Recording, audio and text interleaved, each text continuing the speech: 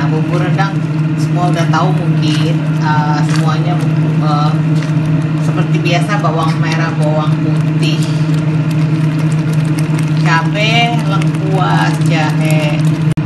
Bumbu halus tadi kita cuma masak setengah matang sampai airnya berkurang. Lalu kita masukkan santan. Jadi bumbu halus tidak perlu ditumis, kita masak aja santan seperti ini sampai santannya menyusut dan mengeluarkan minyak. Nah, teman-teman, jadi kalau bumbu halus dan santan sudah seperti ini, sudah mulai mengeluarkan minyak, baru kita masukkan dagingnya.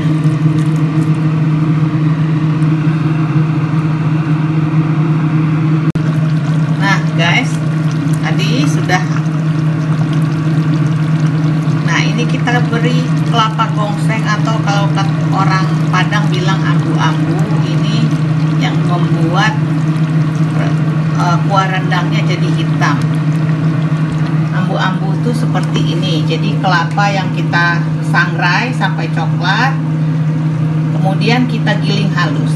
Oke, jangan lupa garam, penyedap, maksudnya masako atau kaldu sapi 2 sendok. Nah, nanti bumbu-bumbu yang lain kita tulis ya.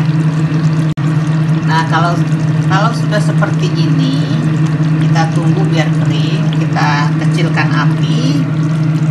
Jadi kita masak perlahan sampai sesekali diaduk ya, biar nggak gosong bawah.